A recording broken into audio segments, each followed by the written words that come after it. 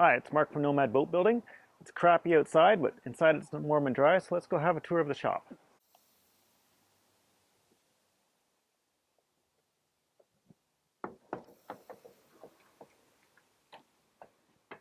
So this is the main area of the workshop. It's basically about 45 feet long, and the primary space here is only about 12 feet wide, so it looks really big and spacious right now, but once you put a boat in it, it closes in very quickly. My shop is actually smaller than it looks in this video. So I basically have roughly a 1,200 square foot house, and the shop takes up the whole basement space. We've only got maybe 7-foot ceilings in here for the most part. And this shop primarily does boat building. So the one thing I have to maintain is open space. I can't fill it up with little tables and tons of machinery. Over on the right hand side is what I call my planking bench. So bench is 16 feet long. I've got about 18 feet between the walls. Got a face vise on either end. The idea being that you can take long planks and clamp them up in those vices. It'd be even nice to have one in the middle. I don't. Or maybe I should get some other sort of vise in the center, but I like to maintain this open space because when I can do cutting on this bench, and I like to keep this clear.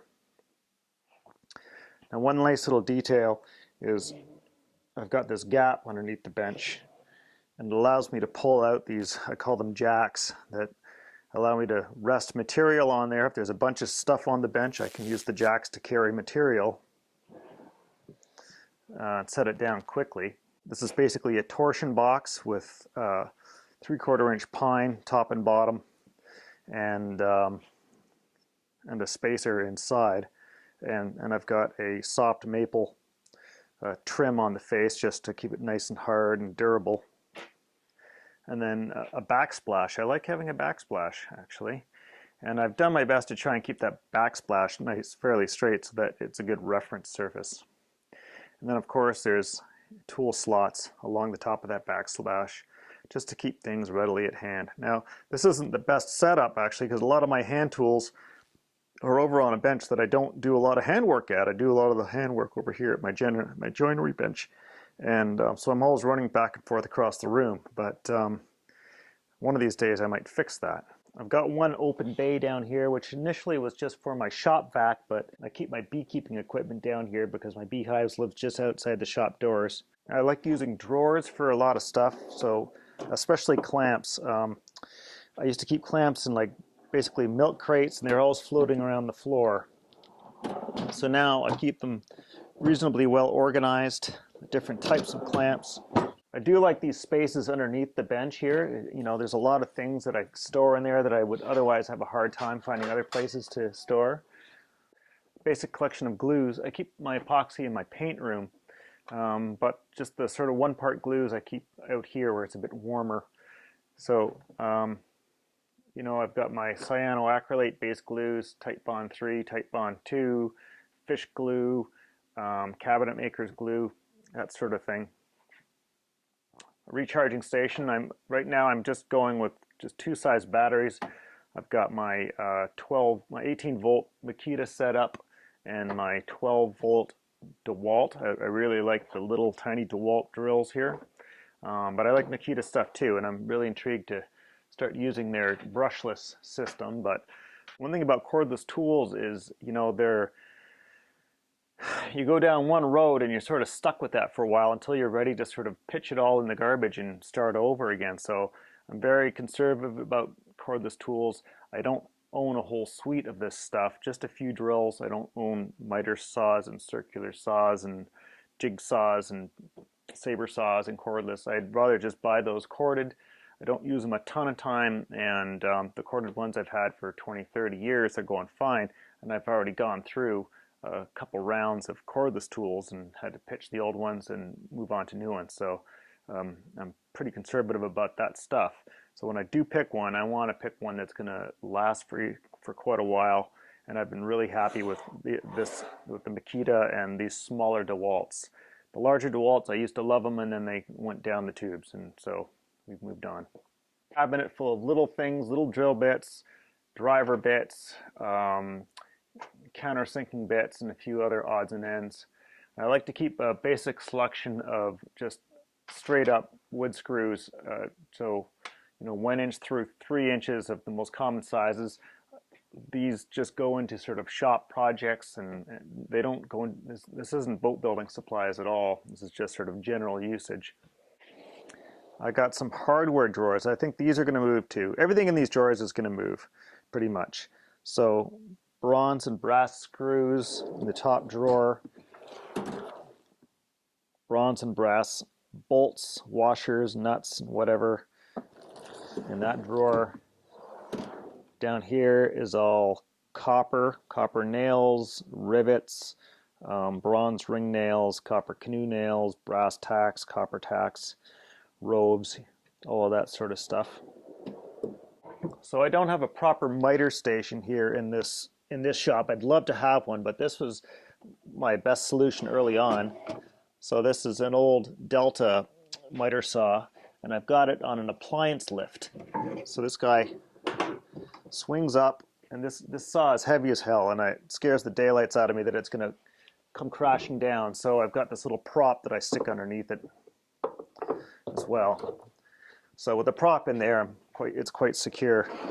And this isn't totally ideal, but it allows me to have a miter saw that gets out of the way. However, if I have a boat project, I often can't use it. So these jacks are all set up so that they match up with the tabletop on the saw. I don't have a fence, which is kind of a bummer, and I have no way of doing repetitive cuts. So that's sort of one downside of this little setup. To put it away, you just give it a lift, and away it goes. It's not a perfect solution, but it's a solution nonetheless.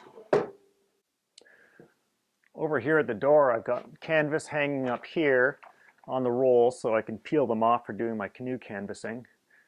I also have this long plank that drops into a couple of chocks in the doorway, and what that allows me to do is that matches up with the height of my bandsaw. And so I can wheel my bandsaw over here, and I can set up a long plank that I need to do any ripping on, resting on this guy going out the door. Now, my drawers are a total mess, and that's because I've been accumulating tools and not really dealing with them properly. So over here, this is all measuring related tools, squares and marking gauges and tape measures and small levels and all that sort of junk. I've got a few clenching irons over here for doing riveting. A couple of, for some reason I keep my bullnose planes in here. I have no idea why they ended up in that drawer. Another assortment of tools, braces, nippers, hand drills. And down here, normally I keep my my biscuit joiner lives in here, but looks like my brother has stolen it on me again. I'm not sure where he's got it, but it usually lives here. And I keep grinder gear in here, but my grinder collection has grown too, so it's drifting to other parts of the shop. And down here at the bottom, this is all sanders down here. Well, not all, but belt sander, powder plane, palm sander. I like the little, the small Porter cable belt sanders are awesome. And this is even actually an old jitterbug sander. This is Porter cable as well. I don't think they make this anymore, but man, this is a beautiful sander. I don't use it too often. I think jitterbug sanders kind of suck, but there are times when they do things other sanders won't do. And it's too bad they've scrapped this one, because this is definitely old school. It just purrs like a kitten.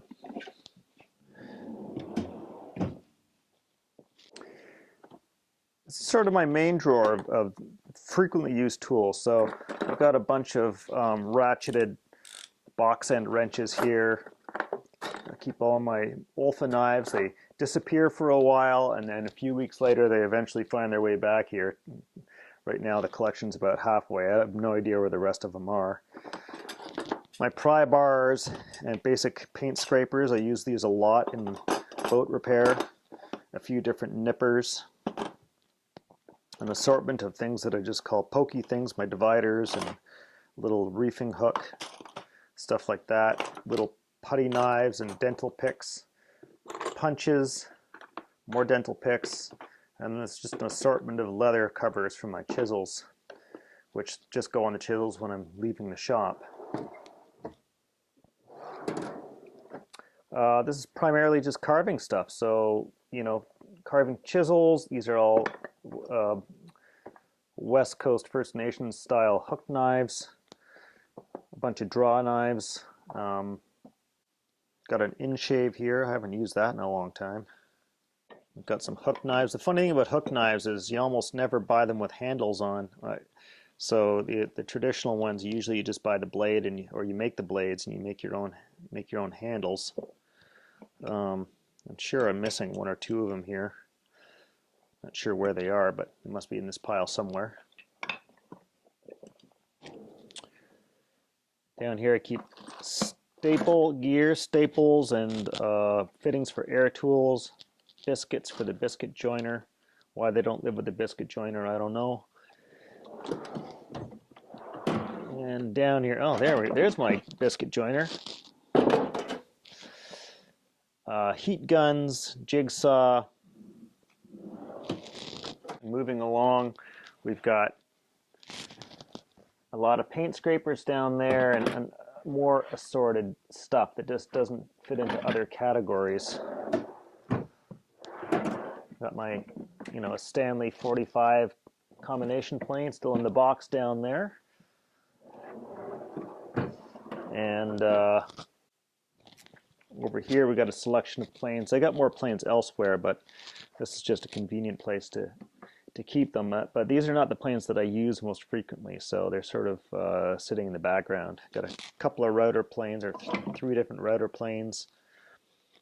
A bunch of jack planes, a bunch of smoothing planes, a bunch of rabbit planes, that sort of thing. Spoke shaves, of course. Assortment of little thumb planes. I really got to organize those a bit better too.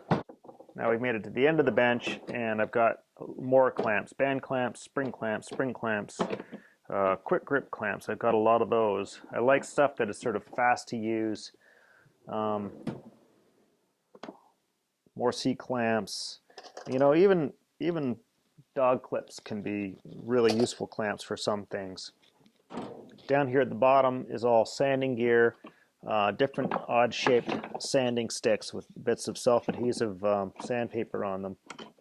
I also keep a bunch of these basically foam blocked, what are these called? Durablock longboards. So these, I really like these things. They're kind of overpriced if you ask me, but that's like $55 for that thing, which is kind of stupid for a chunk of foam, chunk of rubber. But they really do work nicely, I have to say. So I've got a few different shapes here. This one's kind of a couple long ones. I keep them loaded up with different grits of paper. I keep all my abrasives over here, obviously. Sanding discs, which I actually use very, very few of. A lot of sanding blocks and paper that's in use or not quite used up. So I like working with 9x11 sheets, and mostly what I do is I tear them into thirds and then stack them together and fold them into thirds to make a nice little sanding pad.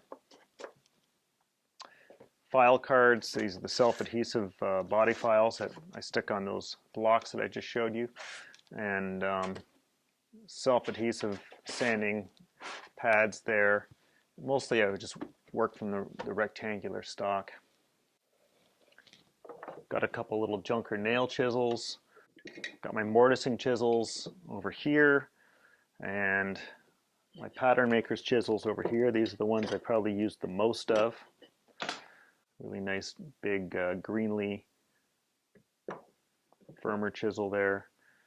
Screwdrivers, of course, and then over to my regular, butt/paring chisels over here. Just first set I got, Marples, still going strong. There's nothing wrong with those. Good steel in them. My most frequently used hammers, Warrington hammer, ball peen hammer. I don't use my claw hammer too much, but these stiletto titanium jobs, man, they're fantastic. I've got my little rubber / plastic headed hammer, which does get used a fair bit. And I got a little tiny Warrington tack hammer here. Don't use that too much. Of all of them, it's my ball peen that gets the most use. I got a couple wooden mallets up here I've made, but you know what? I almost never use them. Now this is going to make most of you hardcore woodworkers freak out, but I use my ball peen more often than not for all my chisel work. A couple of elbow adzes here for doing that kind of westy coasty stuff. I'm a huge fan of Japanese saws. You know, they work beautifully. It's what I use most of the time. However, that's not to say that Western saws aren't worthwhile too. This is the one I use the most. It's really just a disposable blade saw that I put a wooden handle on. And, you know, 99% of the time, this is what I'm reaching for. I've also got a small selection of Western saws. Nice little back saw here with a ripping pattern on it. This is a recent find, so this is just a small kid's crosscut saw. Great size for my daughters, but I actually really like using it too. It's so cute. I've got a nice big ripping saw and 2 other crosscuts in different tooth patterns. A fine and a coarse. Up on the ceiling, we got a bunch of F-body clamps, hand screw clamps, corner clamps, goofy, I don't know what you call them, clamps, double-headed clamps, more quick grip clamps, bar clamps, clothespin clamps, more quick grip clamps, little tiny brass bar clamps, little tiny machinist clamps, bigger F clamps, Bessie F clamps, more little F clamps, more Bessie clamps, more Bessie clamps, my biggest F clamps, quick grip clamps everywhere, spring clamps everywhere.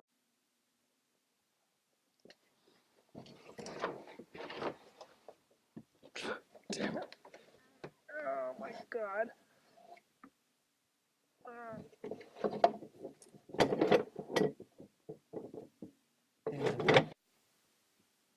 More boxes of clamps. Device grips count as clamps. And down here, again, more clamps. My shop-made wooden F-body clamps. And these guys are clinker pins. So it's basically like a big clothespin, and you would use it when you're doing lap straight planking to hold 2 planks together. And it's a nice, it's a light friction fit, so it pinches the laps together and allows you to sort of juggle the plank around and get it into that sweet spot. I call this my layup bench. So this is where I want to do any glue ups nice and square and flat. I do it on here. So that's another really big torsion box. So this layup table was inspired by Mark Spagnuolo, or at least when I decided I needed one of these, I managed to stumble across one of his videos about building torsion boxes. And so this was the result. And that's how I found out about Wood Whisperer and doing stuff with YouTube and all that. I never looked at YouTube before then. Anyhow, this bench gets used a hell of a lot. I've just got a sheet of arborite on top, which I keep waxed. So glue drips and paint drips and stuff like that easily pop off. I regularly scrape this down with a cabinet scraper and re-wax it. So I got 2 sets of drawers on this cabinet, basically, or 3 sets. Over here, I keep my pneumatic stapler and nailer hardware in here. I keep router bits and table saw bits and junk in there. Table saw blades, all my nail guns, and a stack of routers down in here. A bunch of stuff related to the drill press up here. Forstner bits and plug cutters and that sort of thing live up in that drawer. I've got a nice big mitering guillotine here, which I don't use a hell of a lot. Over here, it's sort of, this is kind of the standing office, if you will. You know, I've got a computer here.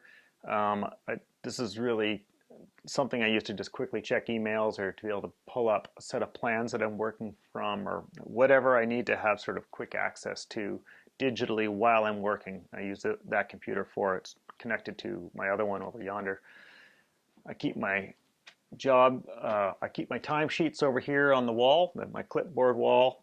I got a few clipboard walls actually.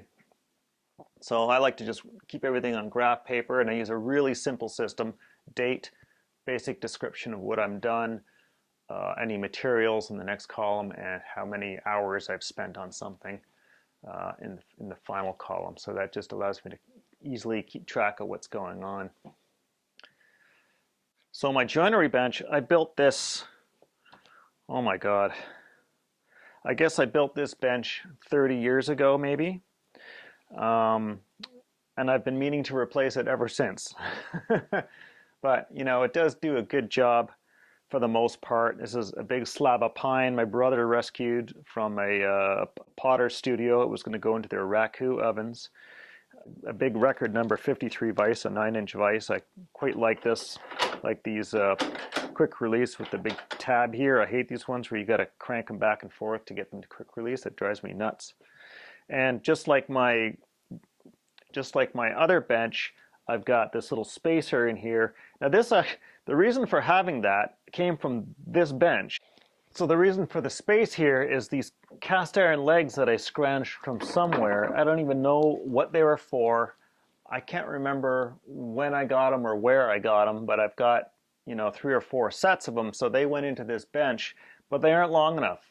And so, so I built a little platform for them, and then I put the actual bench on these big cleats, and it connects them all up. So it's left me with this little space, which I quite like, because that's, you know, where I keep the bulk of my most frequently used tools. It's not super convenient because I'm always stooping down to get a peek at them. I'd rather have them up on a tool wall, but I just don't have the space for it. What I do keep here though is I keep a nice long jointing plane. I keep my 4 plane, my jack plane, my smoothing plane, my low angle block plane, my apron plane, my thumb plane, a spoke shave, a couple cabinet scrapers, a few different sanding sticks, and then I actually also keep a little bit of sharpening gear here at the bench. Down below I've got my toolbox that I built back in boat building school. That's actually all full of planes too. Maybe we'll take a look at that on another day. And then this heap of crap here are just sort of benchtop jigs that I really got to do something about. But oh, and then this is the tail vise that I bought 30 years ago and have yet to install on this damn bench. One of these days. So there's nothing really great about this bench. I mean, it served its purpose. I got the trough here. I quite like the trough on a bench, and a lot of people hate that because it collects crap. I like it because it collects crap. My workbench serves as the outfeed for my table saw, and so often there's stuff on here and I got to get it out of the way fast. So that tool trough works really well for me for that reason. My folding sawhorses, I couldn't be without these. These are really dead simple. They're just made out of basically 1x6s, and if you need to protect your work, just have these carpeted bunks that just drop down on there, and they just have a 1x1 cleat on the back that they're stapled to. So what I really like about these guys is I can store a couple of them into a small space. They're, you know, plenty strong enough while being lightweight, and I can just get my hand between them to pick them up and carry the full set with one hand. So in terms of chucking them in the back of the truck or moving them around the job site, they're really fast and easy. They do have their drawbacks. If you're sliding something across them, they'll tend to want to close up on you a little bit, but you know, you got to pick your poison. So I've been using these for a long time. I've got a couple sets, and they slide out of the way really quickly and easily. And that's what's important for me. In this workshop, things have got to disappear fast. My table saw is a 3-horse General domestic saw running on 220 volts. Got a rudder table set up here. This is a prototype that Lee Valley made years and years ago when I worked for Lee Valley for a while. And so this is one of their prototype benchtop tables. And it works pretty darn good. I don't use rudder tables very much. I find them really annoying, actually. Ambient dust collector up above the table saw. I should use that more than I do. And you'll notice I've got the 6-inch PVC pipes running around the workshop. They come over here, and I've got a home-built or shop-built dust collector. So this is my primary drop. So it goes down here. There's a 50-gallon steel barrel down there that sits on a little trolley that allows me to dump the primary shavings out. This is my filter box. So I've got two 600 square foot Torrent type filters in there. And then back here is my Cyclone. So I've just got a small 5-gallon drop can on the bottom, and because that's all I have room for. That's how I ended up with this setup. And up top, there's actually, it's just got a 2 horsepower motor, but I've got an airfoil impeller in there. So that's sort of, if you had a material moving impeller, which is what most systems have, I have the equivalent of a 5 horsepower rig there in terms of how much it will pull. But the airfoil impeller makes it that much more efficient that I can get away with 2 horse. My big old Oliver bandsaw that came from the Boeing airplane plant. I don't know how old this thing is, probably 1940s at least, maybe older. Maybe someone else can tell me. I've never really looked into it. You know, drill press and thickness planer over here. And got a little bandsaw. I do actually like to use that when I'm doing just small bits of fitting. It works great for that, useless for everything else.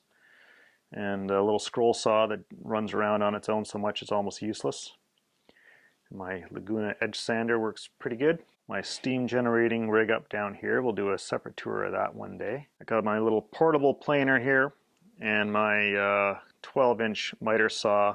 I'm not real happy with this thing. This is not my favorite saw. I like it, like some aspects of it, and then I hate other aspects of it. So that thing might go. I haven't decided yet. And then back here I've got sort of a junky jointer, which I don't use very often. It's really low powered, but when I do need to square something up, it comes in handy for that. And so it's light enough I can chuck it around the room without worrying about it. I've got a small amount of storage for panel goods and long skinny offcuts, and way too many bits of scrap lying all over the place. Way too many smaller pieces of plywood offcut here, because I can't even really get into this space. There's my big old air compressors tucked in there, and then my lumber racks. I like to keep a healthy supply of just sort of common lumber, usually 1x3s, 1x6s, 1x8s, a little bit of 2x stuff, just for doing shop-related projects and making jigs and things like that, and really basic furniture just for around the house. And a lot of long skinny offcuts lying around down here. And over on this side, this is mostly all hardwood storage. There's a bit of cedar in there as well. Actually, the long stuff on top that's all 20-foot long yellow cedar. And then back here, this is all just shorts. Everything that's 7 feet long and under. Moving along to what I call my mechanical area. This is sort of the area I like to think of as being primarily for metal work. Got a second drill press over here, you know, just a junky mechanics vice. So over here I've got a 10-inch grinder. I'm not going to get into a pissing match about sharpening techniques, but I like to hollow grind with a large diameter wheel, and then I do the bulk of my sharpening actually just with a diamond stone. I like these DMT stones, but I finish up with water stones. So I go from the grinder white wheel down to 300 grit on the sharpening stone here, then 1200, and then I go to 4000 and then 8000, and then strop it off.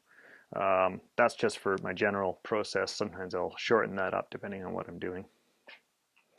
And then of course, you know, your usual assortment of mechanical type tools. I need to get some more, you know, imperial sockets set up here still.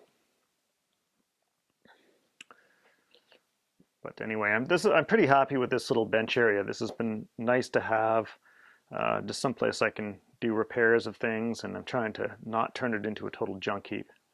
So here's something I'm planning to do with the rest of the space here is I want to make 3 carts that fit underneath this bench that hold different things. And the idea is that I can use these carts around the workshop as required to hold materials or whatnot. So I'm going to have this little trough that allows me to sort of store stuff. The one that goes under here, I think, is actually going to have a tray on it that catches metal shavings when I'm filing and sawing and stuff, because they're always just falling on the floor. And so right now I just have a bunch of power tools stored in here.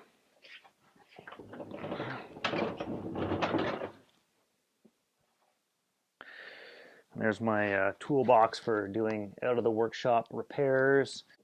Got my little Unimat lathe down in there. I still haven't played around with that in a while. And then over here I've got this junk heap is actually a big monster wood lathe. It's a really old belt driven lathe. So I'm going to start doing a restoration on that at some point, and the rails for it are outside. Out here is my welding area, so we'll save that tour for another day. So that's the workshop. Now, for those of you who are getting ticked off at all the tools and clamps and everything else that I have, all I got to say is I built this workshop $100 at a time. I did not go out and buy a whole bunch of stuff at once. Absolutely not. The tools don't make the workman. Ingenuity and determination and repetition and experience make the workman. So start building stuff. Don't worry about what you don't have. Worry about what you do have and what you can do with it. The important thing to remember is you are the most versatile tool that you have. Your hands, your mind, your imagination, your ingenuity. So don't let lack of tools slow you down. You let lack of tools be an inspiration to either make a tool or find a way to not need a tool. That's the thing I want you to remember. We'll do another video down the road where I'll talk about how to get set up in shop or what my recommendations would be for getting started. So the important thing is that you just get started building stuff that you're interested in and have fun doing it. Don't worry about what you don't have. Don't worry about whether or not you've made something perfect or not. The stuff I make isn't perfect. I make mistakes all the time. The trick is to fix them and to learn from them and move on. I love making these videos. I have a blast doing it. It's difficult to find time during the workday to put into the video making process though. So what you can do to really help me out with these videos is to go over to my Patreon page and become one of my supporters. My goal is to provide advice to get you started and to provide quality educational material that you can use in your own projects. Thanks for watching. Join me on Patreon. Ciao for now.